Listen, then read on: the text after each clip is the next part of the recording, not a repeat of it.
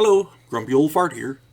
I'm doing a TV series review on one of my all-time favorite television series, Buffy the Vampire Slayer. When Buffy first came out, I did not watch it. It just didn't seem like something I would enjoy. And then my best friend's daughter, Jody, came over because long story short, she wanted to watch it and they weren't letting her watch it over there, I guess. I don't know what the deal was. But she came over and asked if she could watch TV, and I said, sure, whatever. I was over there. At the time, I was running a D&D game, and had all my stuff out, and I was working up the game for the next week. So I wasn't watching TV, and I'll go ahead, And I want to say it was in the third or fourth season at the time. And she was sitting there watching it. And so I was listening to it, and it seemed kind of interesting, kind of funny. So I went over and started watching it. And I was immediately hooked. This is a really, really good series. And I thank her for turning me on to it. Quite good. It ran for 7 seasons on the WB from 1997 to 2001 and on UPN from 2001 to 2003. It switched TV series. It's a quirky supernatural comedy, drama, and horror. It's kind of got it all. The plot basically is, into every generation, one girl is chosen to fight the forces of evil. She's given physical gifts taken from a demon and is supported by an organization called the Watchers. So she's strong and fast. She heals. She has not exactly prophetic dreams, but a kind of a clairvoyant type situation going on. And in the course of the show, Buffy develops a close circle of friends who help her in her fight. It's really well done. It's got a lot of ironic and quirky humor, which is something I really enjoy. It stars Sarah Michelle Gellar, who plays Buffy Summers, the Vampire Slayer. Anthony Stewart Head plays Rupert Giles, her watcher, her confidant, not boss, but more than helper, less than a boss. You know what I'm saying? Nicholas Brendan and Allison Hannigan play her two close friends. He's Xander Harris, and she plays Willow Rosenberg. David Boreanaz is in it. He plays Angel, the vampire with a soul who ends up helping her. And he gets a spin-off his own series, by the way. Seth Green is in it. He plays a musician in a rock band who ends up being a werewolf. Little bitty guy. You know who Seth Green is. Yeah, good actor. Very, very talented individual. Charisma Carpenter is in it. James Marsters plays Spike, the vampire. He starts out as an enemy in season 2, and then later on becomes an ally, and actually has a romantic thing with Buffy. Charisma Carpenter's in it. She plays a cheerleader who's kind of a frenemy kind of thing, and then later on she helps out. Emma Caulfield is in it. Emma Caulfield plays a brilliant character. Lots of character development in this. Her character was a witch way, way, way back 1,000 years ago. And she elicited suffering on such a scale to get even with the people of her village because they treated her really badly.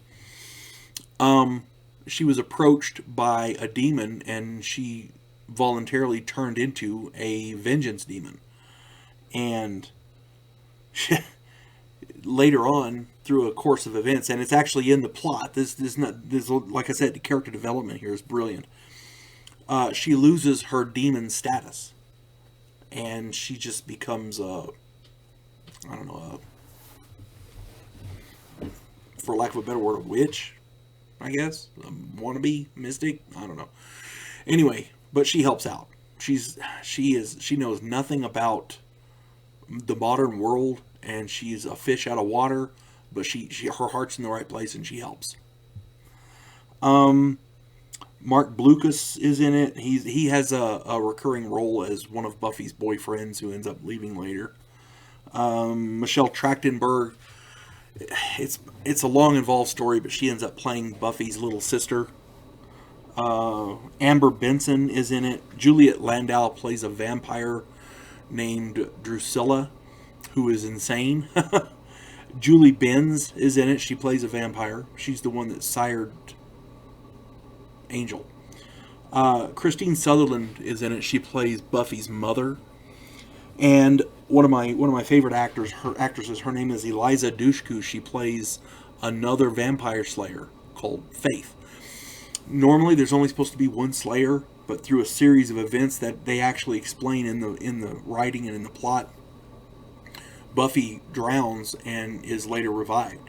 Well, while she drowns, another vampire slayer is called, because that's the way it works.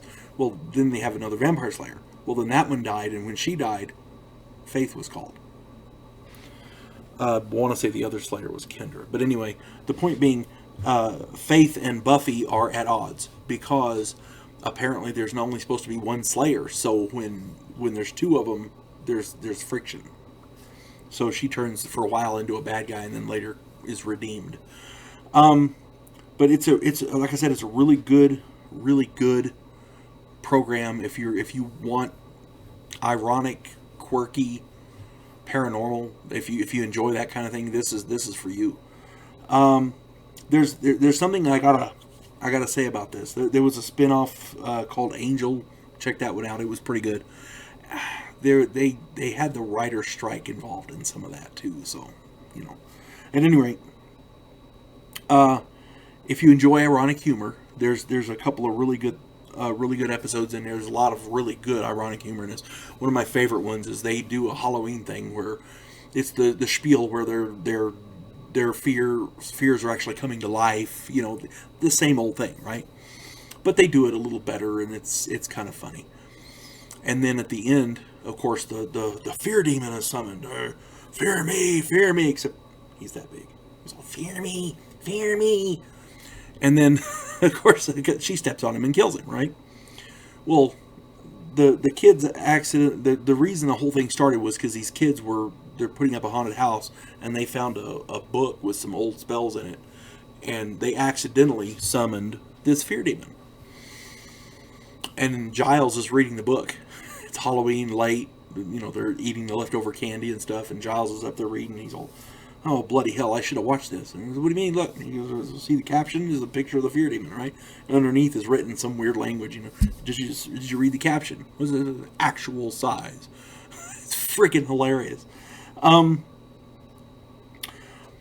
of the things I liked about this was it discusses real problems with teens.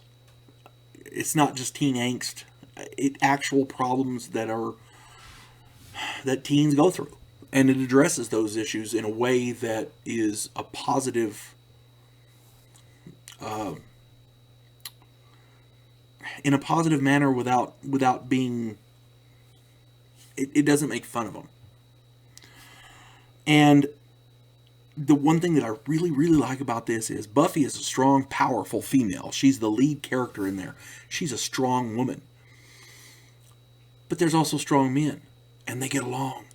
You can be a strong woman without destroying the strong men. I wish some movie makers these days would learn that.